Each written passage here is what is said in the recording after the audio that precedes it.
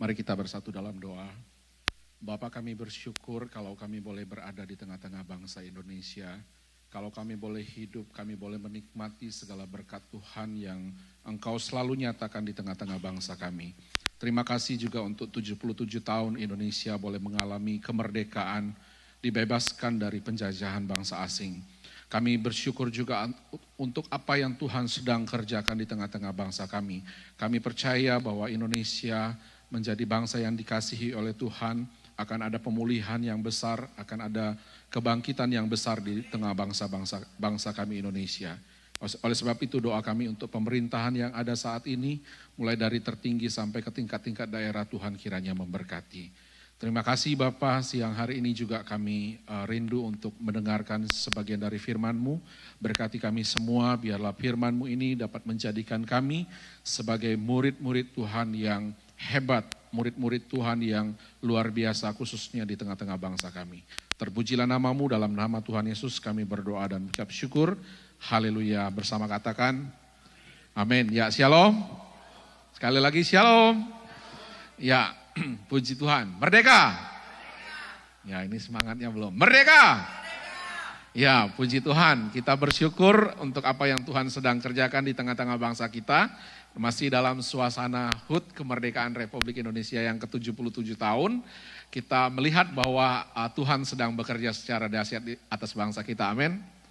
Dan tema atau moto di HUT ke-77 tahun ini adalah apa? Pulih lebih cepat, bangkit lebih kuat. Ya, itu sangat profetik sekali tema atau motonya. Dan itulah yang merupakan doa kita agar bangsa kita pulih baik dari pandemi yang masih ada maupun juga ancaman krisis global yang sedang mengancam bukan hanya Indonesia tetapi bangsa-bangsa. Tapi kita bersyukur bahwa Indonesia dikategorikan negara yang cukup aman jika dibandingkan dengan negara-negara yang lain. Saya percaya ini adalah jawaban doa kita. Amin. Bahwa bangsa kita pulih dalam semua bidang kehidupannya, bahkan bangkit lebih stronger lagi, lebih kuat lagi. Amin. Bahkan menjadi negara yang hebat, menjadi negara yang menjadi berkat bagi bangsa-bangsa. Merdeka! Merdeka! Ya, hari ini saya akan membagikan firman Tuhan, saya berikan tema, menjadi murid Tuhan Yesus yang hebat. Sama-sama kita katakan temanya, 1, 2, 3. Menjadi murid Tuhan Yesus yang hebat. Ya, kita akan belajar bersama tentang salah satu murid Tuhan Yesus yang tidak terlalu populer di antara murid-murid yang lain, khususnya jika dibandingkan dengan Simon Petrus, Yakobus maupun Yohanes. Nama Andreas itu tidak terlalu terlihat atau apa yang dikerjakannya itu tidak terlalu banyak diekspos atau dicatat di dalam Alkitab. Tetapi ketika saya merenungkan bagian ini, saya membaca dan menggali profil tentang Andreas ini, saya sangat diberkati bahwa sekalipun dia tidak begitu populer, sosok yang tidak begitu populer, tetapi ada teladan-teladan iman atau teladan-teladan rohani yang luar biasa yang kita bisa teladani. Dia adalah sosok, buat saya Andreas itu sosok yang sangat hebat. Nah, Andreas atau Andrew dalam bahasa Inggrisnya, di sini ada yang namanya Andre, mungkin terinspirasi dari tokoh ini, atau bahasa Ibraninya Andrew. Secara literal, secara harafiah artinya itu laki-laki atau jantan atau maskulin. Jadi kemungkinan besar artinya secara harafiahnya itu adalah laki-laki yang kuat ya, atau laki-laki yang pemberani. Jadi kira-kira arti secara literalnya dalam bahasa Yunaninya itu laki-laki yang pemberani, laki-laki yang kuat atau manly ya. Nama Andreas itu hanya muncul 13 kali di dalam Alkitab, dicatat hanya 13 kali namanya ditulis. Di dalam Matius pasal 4 ayat 18, juga Yohanes pasal 1 ayat 44. Andreas ini berasal dari Bethsaida. Bethsaida itu sebuah desa mungkin kalau waktu itu, kecil di pinggiran danau Galilea ya. Karena kebetulan mereka juga sebagai seorang penjala ikan atau nelayan. Jadi mereka tinggalnya atau berdomisilinya di Bethsaida ya. Yang sangat kita kenal bahwa dia adalah saudara dari Simon Petrus ya. Setiap kali disebutkan nama Andreas selalu ada embel-embel di belakangnya, saudara Simon Petrus. Andreas, saudara Simon Petrus. Jadi orang kalau Petrus kenal, tapi kalau Andreas, siapa dia? Oh itu Andreas, saudaranya Simon Petrus. Jadi orang lebih kenal Petrus atau Simon Petrus jika dibandingkan Andreas. Jadi selalu ada embel belakang di belakang nama Andreas. Jadi dia adalah saudara sekandung atau saudara sedarah dengan Simon Petrus. Dia juga sebagai seorang penjala ikan atau nelayan di Danau Galilea. Itu dapat kita lihat di dalam Matius pasal 4 ayat 18. Ya, sebelum dia menjadi murid Tuhan Yesus, dia menjadi murid Yohanes Pembaptis. Dalam Yohanes pasal 1 ayat 35 sampai 42, kita dapat baca di sana bahwa dia belajar atau menjadi murid daripada Yohanes Pembaptis. Dan juga di dalam catatan Yohanes pasal 1 ayat 35 sampai 38, dia adalah murid pertama Tuhan Yesus bersama dengan Yohanes atau Yohanes penulis kitab. Dia adalah murid pertama sebenarnya, murid Yesus. Baru kemudian murid-murid yang lain. Jadi Andreas ini adalah murid pertama yang belajar atau bertemu atau berjumpa dengan Yesus. Kisah lain nanti saya akan juga uraikan bahwa dia adalah murid yang membawa kepada Yesus orang anak pada waktu Yesus mengadakan mujizat 5 roti 2 ikan dimakan 5.000 orang ya, bahkan itu 5.000 orang laki-laki belum termasuk anak-anak perempuan ya, dan sisanya 12 bakul. Jadi sebakul buat Petrus, sebakul buat Andreas mungkin gitu ya. Jadi bebungkus gitu, sebakul buat 12 murid gitu. Ya. Kemudian kisah lain juga murid yang menolong orang Yunani bertemu dengan Yesus dalam Yohanes pasal 12 ayat 20 sampai 23. Catatan sejarah atau sejarah gereja mencatat bahwa dia memberitakan Injil di Makedonia. Memang tidak ada di Alkitab, tetapi catatan secara tradisi mengatakan bahwa dia memberitakan Injil di daerah Patra atau Makedonia di wilayah Yunani, dan akhirnya dia menjadi martir dengan disalibkan kepada kayu salib yang berbentuk huruf X atau silang ya, berbentuk X atau silang. Ini kisah tentang murid Tuhan Yesus yang bernama Andreas.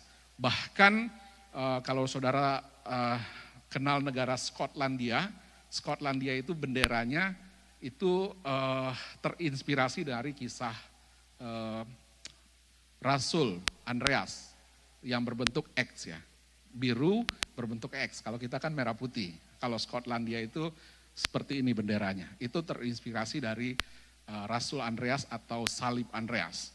Nah, Andreas adalah sosok yang luar biasa. Saya rasa dia adalah seorang murid Tuhan yang berani, dan kita mau belajar bersama pada kesempatan ini apa saja teladan-teladan iman atau teladan rohani yang dapat kita pelajari dari kisah tentang Andreas.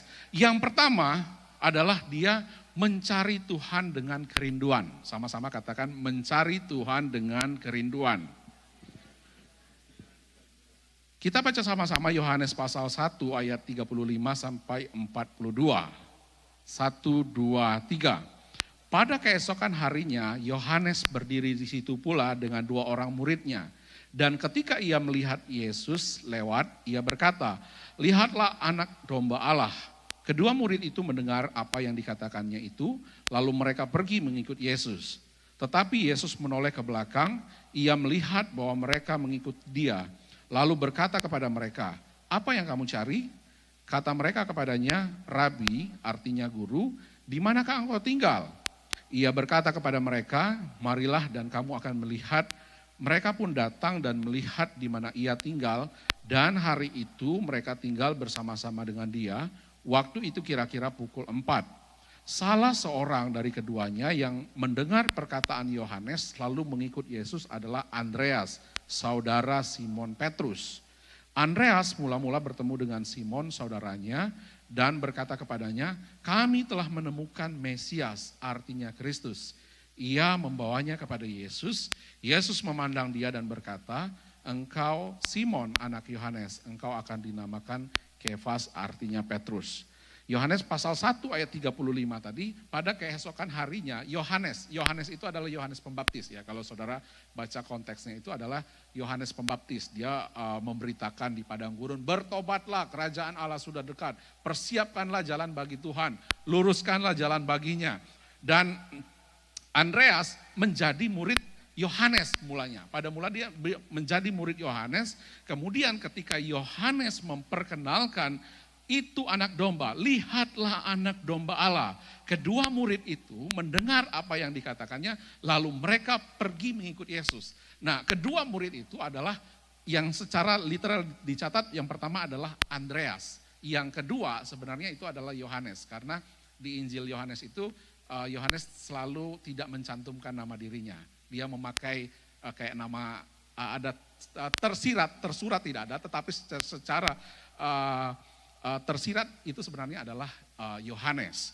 Nah, kita melihat di sini bagaimana seorang Andreas ini memiliki kerinduan untuk mencari Tuhan, mencari perkara-perkara sorgawi, mencari perkara-perkara ilahi, mencari perkara-perkara yang bersifat kerajaan Allah.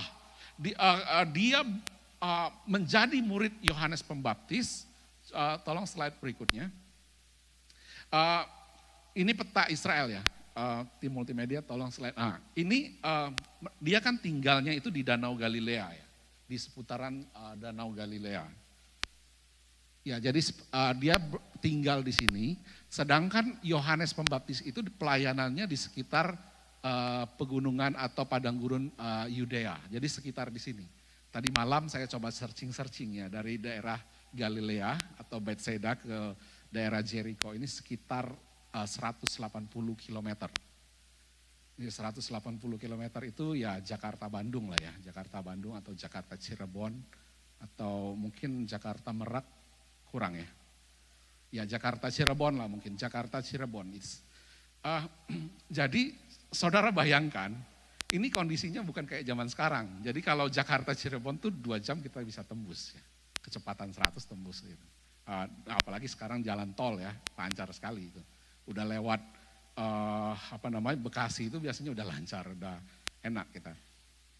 Tapi saudara harus bayangkan kondisi zaman dulu, belum ada mobil, belum ada motor, belum ada sepeda, pesawat terbang apalagi.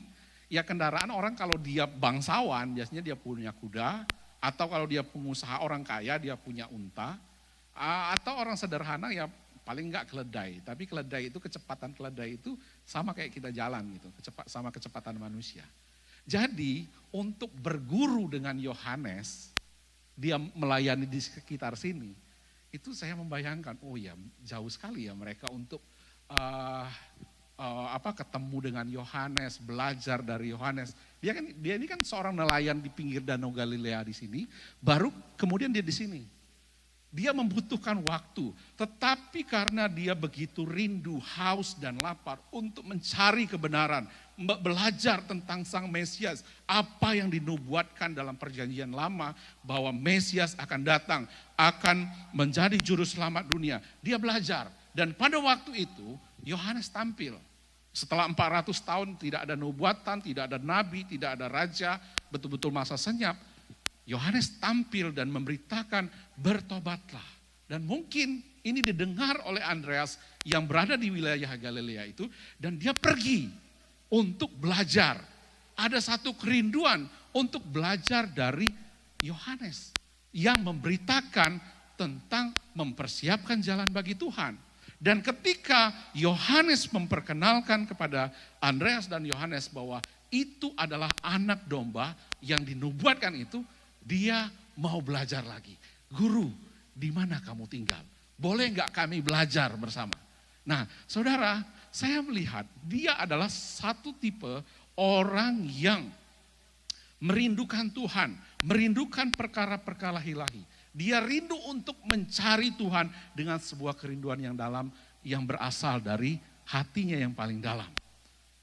Nah kadang-kadang kalau kita sama anak-anak kan, yuk doa yuk, ntar dulu masih ngantuk gitu kan. Tapi kalau Andreas ini mungkin dia nggak disuruh-suruh saudara. Dia haus, dia rindu, dia pengen jumpa dengan pribadi itu. Dia pengen berjumpa dengan Sang Mesias itu yang sudah dia pelajari dalam nubuatan para nabi, dalam kitab-kitab PL. Dan ketika berita itu dia dengar, baik dari Yohanes, dia langsung kejar. Dia cari, dia mesti pergi jauh, 180 km kurang lebih. Dia tinggalkan di daerah Galilea itu untuk dia belajar menjadi muridnya Yohanes Pembaptis. Ya itu butuh kurang lebih kalau zaman dulu ya, mungkin zaman dulu kan orangnya fisiknya masih kuat-kuat ya. Butuh waktu 2-3 hari untuk pergi jalan kaki. Ya kalau kita zaman sekarang udah punya Transjakarta, udah ada LRT, udah punya kereta, udah punya mobil sendiri, udah punya sepeda motor, angkot gampang. Ibadah aja, aduh males. Ini ada hari Minggu ada pertandingan tinju. Wah tunggu dulu deh gereja. Atau aduh hujan, atau aduh kok hari ini kurang enak badan ya, kok gak enak ya, masih ada minggu depan. Nah itu orang yang gak haus lapar akan Tuhan itu, orang yang kurang rindu cari Tuhan itu. Ya siapa dia, bilang sama sebelahnya bertobat.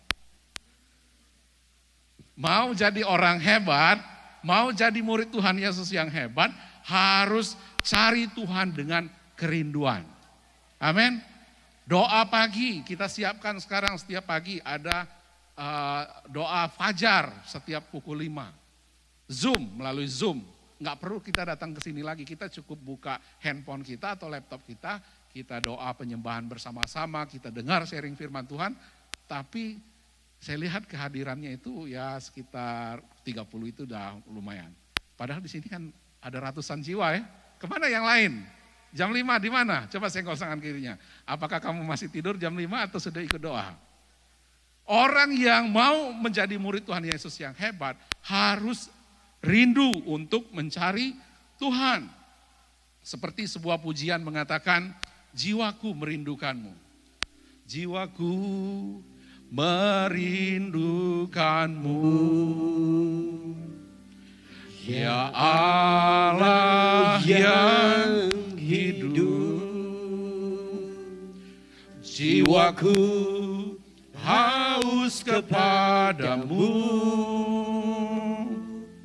Ya Allah yang hidup. Sekali lagi, jiwaku merindukanmu. Dengan segenap hati katakan, jiwaku merindukanmu. Ya Allah yang hidup, jiwaku haus kepadamu.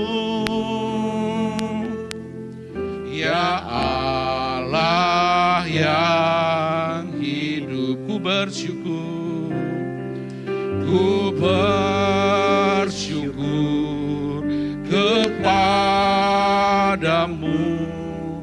sumber pengharapanku, penolongku dan Allahku, tiada yang sepertimu. Mencari Tuhan dengan kerinduan. Seperti seekor rusa yang merindukan sungai yang berair. Dalam Mazmur pasal 42, dalam versi bahasa Indonesianya itu ayat yang ke-1 ya. Bahasa Inggrisnya itu bahasa Indonesia ayat 2, bahasa Inggrisnya ayat 1. Seperti rusa merindukan sungai yang berair, demikianlah jiwaku merindukan Engkau ya Allah. Jiwaku haus kepada Allah yang hidup. Seperti rusa rindu sungaimu, jiwaku rindu Engkau. Kaulah Tuhan hasrat hatiku, ku rindu menyembahmu.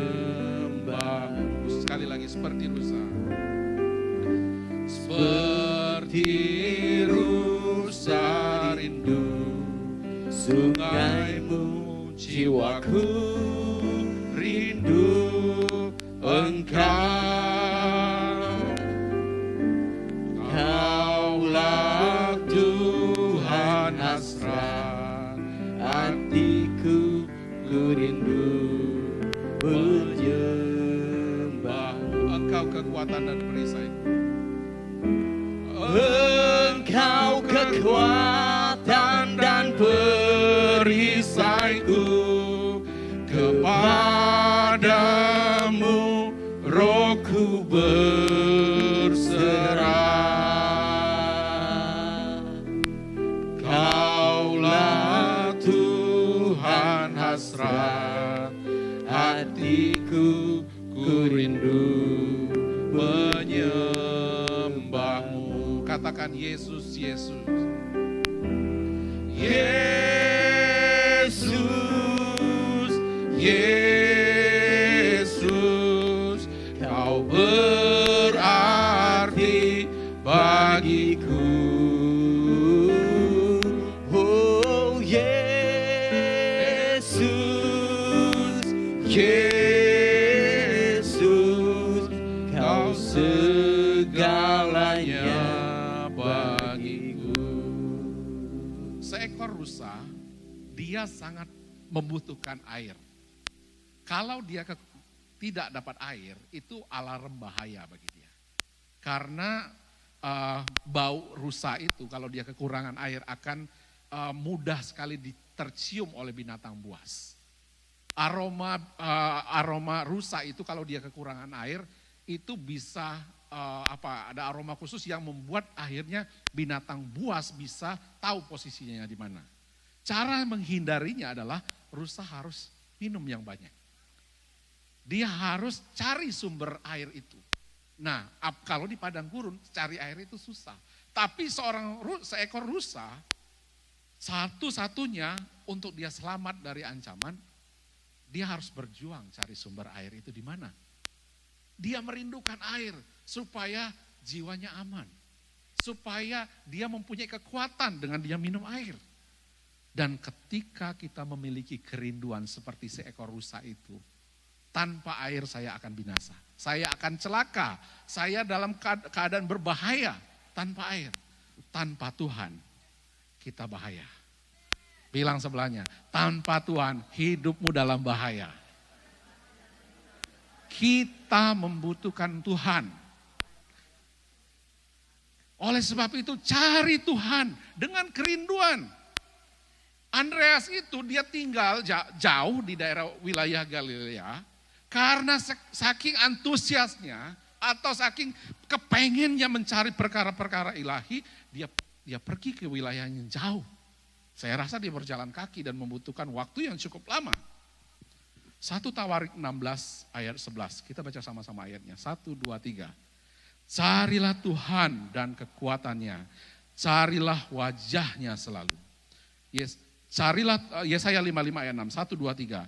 Carilah Tuhan selama ia berkenan ditemui, berserulah kepadanya selama ia dekat. Amos 5 ayat 6, 1, 2, 3. Carilah Tuhan maka kamu akan hidup. Katakan sebelahnya, carilah Tuhan maka kamu akan hidup. Amin. Matius 5 ayat 6 dikatakan, berbahagialah orang yang lapar dan haus akan kebenaran, karena mereka akan dipuaskan. Orang yang lapar dan haus atau rindu untuk berjumpa dengan Tuhan, dia akan dipuaskan. Matius 6 ayat 33, sama-sama 2-3. Tetapi carilah dahulu kerajaan Allah dan kebenarannya, maka semuanya itu akan ditambahkan kepadamu. Kita tidak perlu khawatir akan pandemi tidak habis-habis ini. Besok mau makan apa, besok mau pakai baju apa, besok mau apa. Firman Tuhan katakan, carilah dahulu kerajaan Allah dan kebenarannya. Semuanya itu Tuhan sediakan bagi kita orang-orang yang percaya kepadanya. Rindukanlah Tuhan. Carilah Tuhan dengan dasar hati yang merindukan Dia. Tanpa Dia kita tidak berarti apa-apa. Teladan kedua yang dapat kita pelajari dari seorang Andreas adalah mengikut Tuhan dengan kesungguhan. Sama-sama katakan mengikut Tuhan dengan kesungguhan. Matius pasal 4 ayat 18 sampai 20, kita juga baca sama-sama ayat ini, 1, 2, 3. Dan ketika Yesus sedang berjalan menyusur danau Galilea, ia melihat dua orang bersaudara, yaitu Simon yang disebut Petrus dan Andreas saudaranya. Mereka sedang menebar jala di danau sebab mereka penjala ikan. Yesus berkata kepada mereka, mari ikutlah aku dan kamu akan kujadikan penjala manusia. Lalu mereka pun segera meninggalkan jalannya dan mengikuti dia. Andreas mengikut Tuhan dengan kesungguhan. Ketika Tuhan panggil, ketika Yesus panggil untuk menjadikan dia sebagai partner, sebagai mitra dalam pekerjaan yang luar biasa itu, dia libatkan orang-orang. Salah satunya adalah Andreas. Dan dia panggil, Andreas, mari ikutlah aku. Kamu akan kujadikan penuai jiwa-jiwa, penjala jiwa-jiwa. Semula dia adalah penjala ikan di Danau Galilea. Dia tinggalkan semuanya itu. Di ayat 20 dikatakan, dia segera meninggalkan jalannya dan mengikuti dia. Andreas mengambil keputusan yang sangat besar di sini. Ketika dia mengikut Yesus, mengikut Tuhan Yesus dengan sungguh-sungguh. Setelah dia berjumpa di peristiwa sebelumnya, dia tahu bahwa ini adalah Mesias yang dinubuatkan dalam perjanjian lama atau kitab para nabi. Dan ketika Yesus panggil dia untuk ikut bersama-sama melayani, dia mengambil keputusan untuk mengikut Tuhan dengan sungguh-sungguh. Dia dalam mengikut Tuhan, dia meninggalkan pekerjaannya, dia meninggalkan profesi semula, dan dia mengikut Tuhan. Tetapi dalam proses ketika dia mengikut Tuhan, ingat tadi saya katakan di pembukaan tadi bahwa dia ini murid yang pertama sebenarnya, yang ketemu dengan Yesus. Tetapi dalam perjalanan berikutnya, ada orang lain yang lebih tenar daripada dia. Ada orang lain yang lebih populer daripada dia. Simon, ingat ya, yang bawa kamu kepada Yesus itu saya loh. Tapi 3,5 tahun perjalanan dalam dimuridkan oleh Yesus, Tuhan Yesus bawa lebih, dalam tanda kutip ini ya, lebih melibatkan Petrus dibandingkan Andreas. Ketika Yesus bangkitkan anak seorang imam Yairus, apakah dia bawa Andreas di sana? No, dia bawa Petrus, Yohanes dan Yakobus. Ketika mereka naik ke Gunung Tabor, apakah Yesus membawa Andreas di sana? No, Yesus bawa siapa? Simon, Petrus, Yohanes dan Yakobus, 3 murid yang dikasihinya. Ketika Yesus berdoa di Taman Getsemani, apakah Yesus membawa Andreas? Tidak. Yesus tidak libatkan Andreas. Yesus bawa Simon Petrus, Yakobus dan Yohanes. 3 murid yang dikasihi oleh Yesus. Padahal sebelumnya Andreas ini yang pertama berjumpa dengan Yesus dan yang membawa Simon Petrus kepada Yesus adalah Andreas. Kalau saudara di posisi Andreas, what you feel? Apa perasaanmu? It's okay kata Mas Wawan. Tapi majority, aduh gitu amat ya. Ya, banyak orang kecewa saudara. Ya, kepahitan. Yang bawa lu ke sini gua ya, tapi kok lu lebih sukses dari saya. Kok lebih dihargai. Mayoritas orang pada posisi seperti itu. Rata-rata orang, bahkan mungkin saya sekalipun, saya udah lama di Jakarta. Dia baru 2 tahun di Jakarta, tapi kok dia udah punya ini itu. Wih, hati kan begitu. Ada iri hati, ada cemburu, ada dengki. Aduh, saya udah puluhan tahun pelayanan. Tapi dia kok baru tamat, udah khotbah di mana-mana gitu. Udah hebat banget. Mulailah kita, dia itu khotbahnya gak benar, penyesat gitu. Mulai sebar fitnah. Tapi saya melihat di sini Andreas enggak ya. Dia mempunyai hati yang, hatinya itu begitu luas. Karena apa? Motivasinya dalam mengikut Tuhan bukan untuk mencari ketenaran.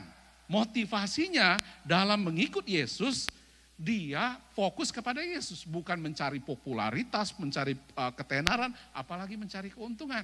Banyak orang mengikut Tuhan, kalau shalom Pak dipandang, tapi tiba-tiba asernya nggak sambut atau mungkin asernya lupa gitu.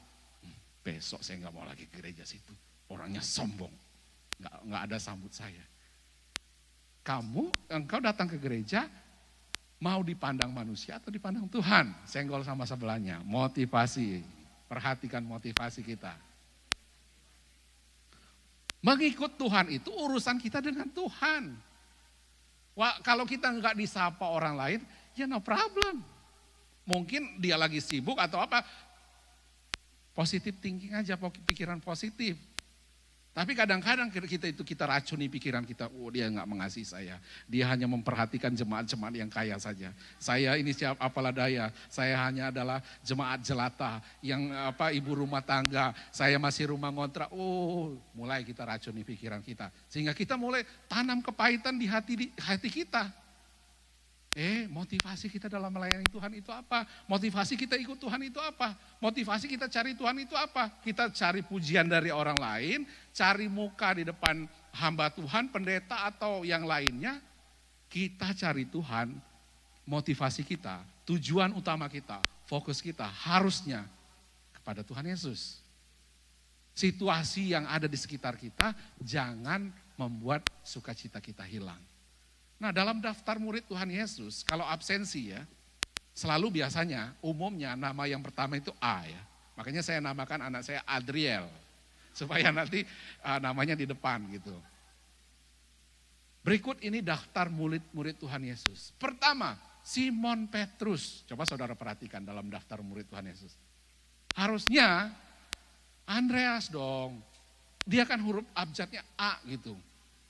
Tapi yang disebut Simon Petrus, Andreas, saudara Simon Petrus lagi ditambah ada embelan di belakangnya.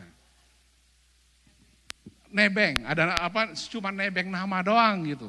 Nah, tetapi apakah hal itu membuat Andreas mundur atau resign jadi murid Tuhan Yesus? No, bahkan tadi saya katakan bahkan dia setia sampai akhir mengikut Tuhan dan melayani Tuhan. Wah, itu kita mesti belajar terus ya, kembangkan sikap yang hati yang legowo, hati yang luas. Jangan sampai dia sangat bertalenta, udah loh, gue singkirin cepet-cepet. Itu hati iblis, saudara. Bilang sama sebelahnya, jangan berhati iblis. Kita seneng kalau, mungkin gini, wah senang saya saudara saya Petrus lebih terkenal. Bahkan di gereja mula-mula yang lebih dipakai Tuhan adalah siapa? Simon Petrus, berkhotbah 3.000 orang. Nah, Andreas, dia tidak pandai khotbah, dia tidak pandai juga nulis, dia nggak punya tulisan. Khotbah nggak tercatat dia khotbah. Tapi, wah ini luar biasa, dia punya hati yang begitu luas. Punya hati yang begitu luar biasa. Nah, saya percaya Tuhan merindukan orang-orang seperti ini. Amin. Orang-orang hebat seperti ini. Di belakang orang yang sukses ada pendukungnya. Di balik pria yang hebat ada wanita di sampingnya. Ada seorang istri yang mendukungnya. Amin. Wah, luar biasa. Dia mengikut Tuhan Yesus dengan motivasi yang benar. Mengambil keputusan untuk menjadikan murid Yesus dan meninggalkan segala sesuatu dan mengikut Tuhan Yesus. Ketika kita berkata bahwa saya mau mengikut Tuhan, ikutlah Tuhan dengan sungguh-sungguh. Jangan ikut Tuhan ikut Tuhan kan, ikut Tuhan artinya meninggalkan manusia lama kita yang dulunya pikiran kotor, ngomong kotor, pokoknya perbuatan-perbuatan jahat semua. Ikut Tuhan, ambil keputusan sungguh-sungguh. Jangan toleh ke belakang lagi. Istri Lot itu kan gitu. Jangan toleh ke belakang, dia toleh ke belakang, aduh rumahku masih banyak di sana, emasku simpananku di situ. Apa yang terjadi saudara? Toleh ke belakang jadi tiang garam dia. Kalau kita udah ikut Tuhan, ya hidup berjalan di jalan yang benar. Amin. Amin. Ketika kita ikut Tuhan, kita tidak berkompromi lagi dengan manusia lama. Ikut Tuhan sungguh-sungguh, jangan setengah-setengah. Nah Andreas, dia ikut Tuhan dengan sungguh-sungguh. Ketika Tuhan panggil dia, mau dia terkenal tidak terkenal, no problem. Mau dia dilibatkan atau tidak dilibatkan dalam sebuah pelayanan-pelayanan yang penting, no problem. Bagi dia, dipanggil Tuhan itu adalah bagian hak istimewa yang dia terima. Dia kerjakan apa yang menjadi yang Tuhan beri kepada dia. Dia itu punya talenta lain. Dia tidak pintar khotbah, dia tidak pintar tulis, tapi dia punya talenta untuk bawa orang datang kepada Yesus. Dia bawa Simon Petrus, dia bawa seorang anak yang punya 5 roti 2 ikan, dia bawa orang-orang Yunani untuk berjumpa dengan Yesus. Nah ada kekristenan itu, jangan kita menjadi Kristen termometer. Do you know what is thermometer? Kalau anak kita panas kan kita kasih termometer ya, supaya kita tahu suhu panasnya berapa, 39 atau 40. Kalau 40 kan wah ini udah darurat nih, kita lakukan antisipasi. Jadi termometer itu tergantung situasi, tergantung lingkungannya. Kita harus jadi orang Kristen harusnya termostat ya. Termostat itu kita menentukan mau suhu berapa nih. Kita tentukan 20 misalnya. Penentu. Jangan kita menjadi orang Kristen yang dipengaruhi oleh lingkungan kita. Jadi dalam mengikut Tuhan, kita harus ikut Tuhan dengan sungguh-sungguh. Yang mengerti katakan amin. Kalau di sekitar kita korupsi, ya mbok jangan ikut-ikutan korupsi gitu. Amin. Kalau lingkungan kita kompromi dengan dosa, jangan kita kompromi dengan dosa itu. Kita harus menjadi seorang Kristen yang penentu. Kita harus jadi garam yang terang.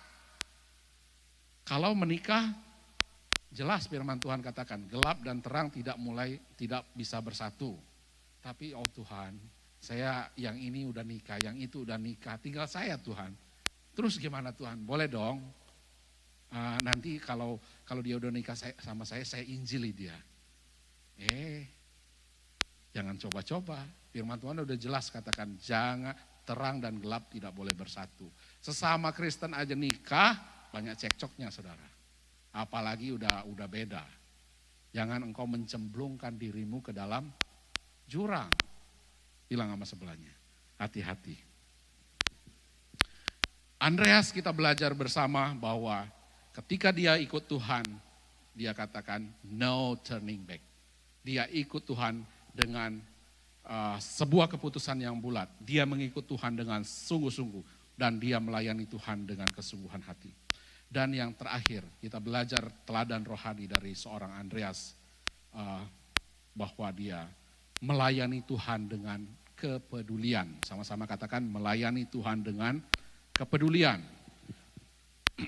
Ya, Yohanes pasal 1 ayat 40 sampai 42, tadi dikatakan, salah seorang dari keduanya yang mendengar perkataan Yohanes lalu mengikut Yesus adalah Andreas, saudara Simon Petrus. Andreas mula-mula bertemu dengan Simon saudaranya dan ia berkata kepadanya, kami telah menemukan Mesias, artinya Kristus. Ayat 42, ia membawanya kepada Yesus, itu itu Simon ya, atau Simon Petrus.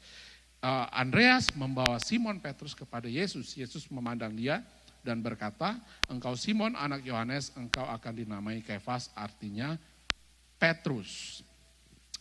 Dan di dalam Yohanes pasal 6 ayat 1 sampai ayat 10 ini peristiwa tentang Yesus memberi makan 5.000 orang ya. Saya bacakan kisahnya untuk kita semua. Yohanes 6 ayat 1, sesudah itu Yesus berangkat ke seberang danau Galilea, yaitu danau Tiberias. Orang banyak berbondong-bondong mengikut dia karena mereka melihat mujizat-mujizat penyembuhan yang diadakannya terhadap orang-orang sakit. Dan Yesus naik ke atas gunung dan duduk dengan murid-muridnya, dan Paskah hari raya orang Yahudi sudah dekat. Ketika Yesus memandang sekelilingnya dan melihat bahwa orang banyak berbondong-bondong datang kepadanya, berkatalah ia kepada Filipus, di manakah kita akan membeli roti supaya mereka ini dapat makan? Hal itu dikatakannya untuk mencobai dia, sebab ia sendiri tahu apa yang hendak dilakukannya. Jawab Filipus kepadanya, roti seharga 200 dinar tidak akan cukup untuk mereka ini, sekalipun masing-masing mendapat sepotong kecil saja. ayat 8, seorang dari murid-muridnya, kita baca sama-sama ayat 8 sampai 10, 1, 2, 3. Seorang dari murid-muridnya yaitu Andreas, saudara Simon Petrus berkata kepadanya, di sini ada seorang anak yang mempunyai 5 roti jelai dan 2 ikan. Tetapi apa artinya itu untuk semua orang sebanyak ini? Kata Yesus, suruhlah orang-orang itu duduk. Adapun di tempat itu banyak rumput, mereka duduk. Orang-orang itu kira-kira 5.000 laki-laki banyaknya. Jadi dalam peristiwa Yesus memberi makan 5.000 orang itu ada andil seorang Andreas yang membawa seorang anak kecil yang punya 5 roti dan 2 ikan sehingga Yesus melakukan mujizat bisa memberi makan 5.000 orang. Ada kontribusi atau ada peran seorang Andreas yang membawa anak itu bertemu kepada Yesus. Dan di dalam Yohanes pasal 12 ayat 20 sampai 22, kita baca sama-sama 1, 2, 3. Di antara mereka yang berangkat untuk beribadah pada hari raya itu terdapat beberapa orang Yunani. Orang-orang itu pergi kepada Filipus yang berasal dari Betsaida di Galilea, lalu berkata kepadanya, Tuan, kami ingin bertemu dengan Yesus. Filipus pergi memberitahukannya kepada Andreas. Andreas dan Filipus menyampaikan pula kepada Yesus. Ini orang-orang Yunani, sekelompok orang-orang Yunani itu mau ketemu dengan Yesus. Tapi mungkin mereka sungkan gitu. Filipus tolong dong kasih tahu sama guru kami mau ketemu sama dia. Filipus bukannya langsung ke situ, dia oper lagi ke Andreas.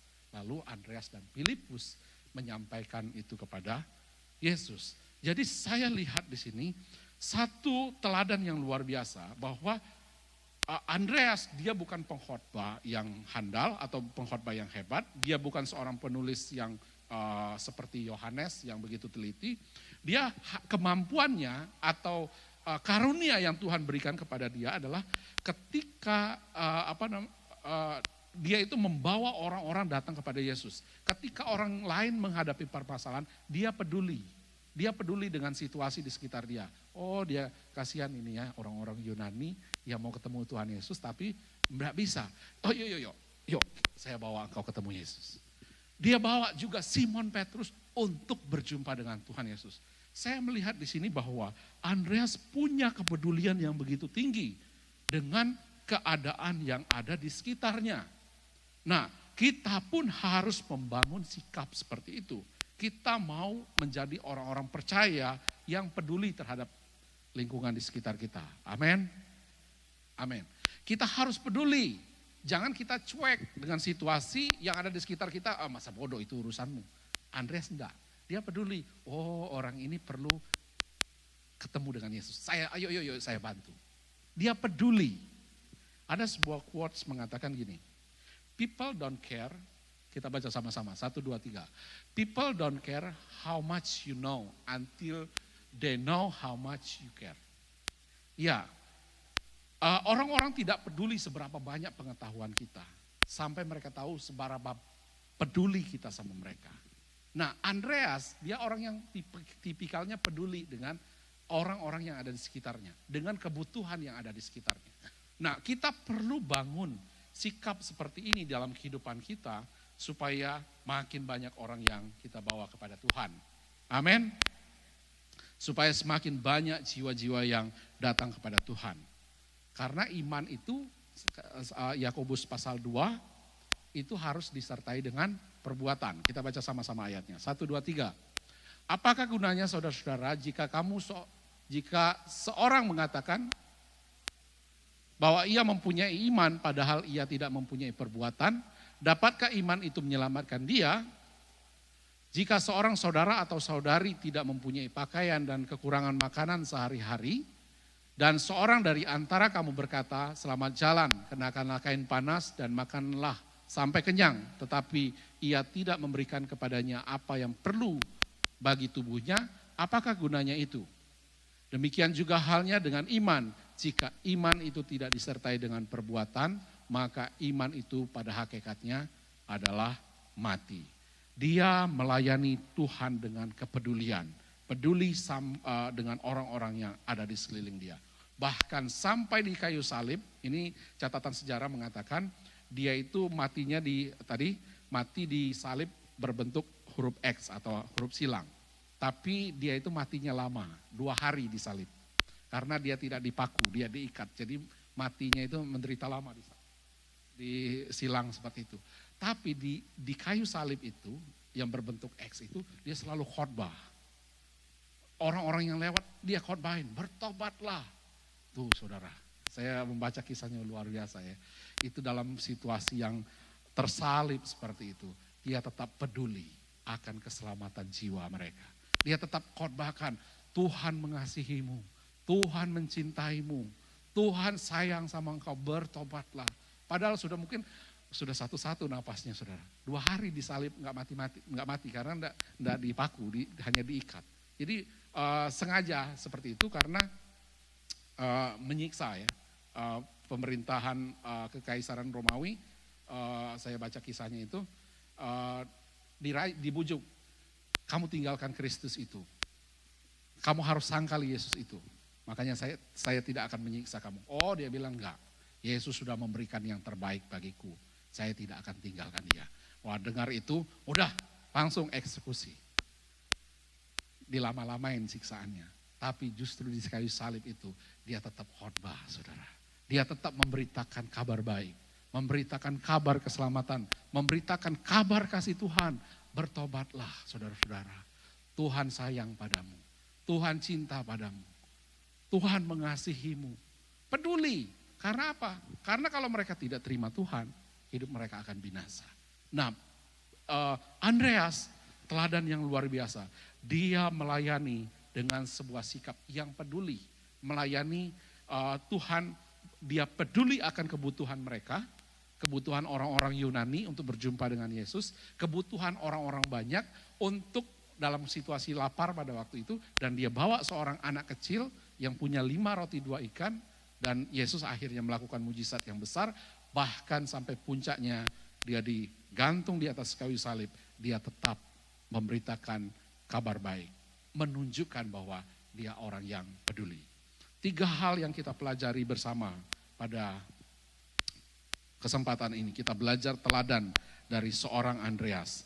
Dia menjadi murid Tuhan yang hebat, dengan itu ditandai dengan dia mencari Tuhan dengan kerinduan, dia rindu mencari Tuhan. Yang kedua adalah dia mengikut Tuhan dengan kesungguhan. Dan yang ketiga, dia melayani Tuhan dengan kepedulian. Kiranya kisah tentang Andreas ini boleh memberkati kita, dan kita boleh menjadi berkat bagi banyak orang, dan kita menjadi murid-murid Tuhan Yesus yang hebat, dan kita juga menjadi orang-orang yang luar biasa di tengah-tengah bangsa ini. How great is our God. Sing with me, how great is our God. And all will sing how great, how great.